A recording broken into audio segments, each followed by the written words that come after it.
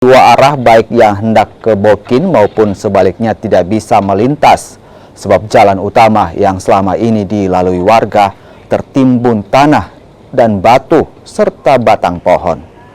Personel TNI dan Polri bersama warga yang ada di lokasi kejadian berusaha menyingkirkan material longsor dari badan jalan dengan alat seadanya agar kendaraan pengangkut hasil bumi dapat melintas.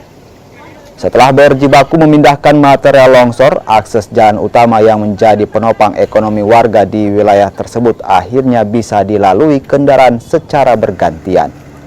Warga tetap diimbau waspada melintas di daerah perbukitan lantaran Toraja Utara masih sering diguyur hujan.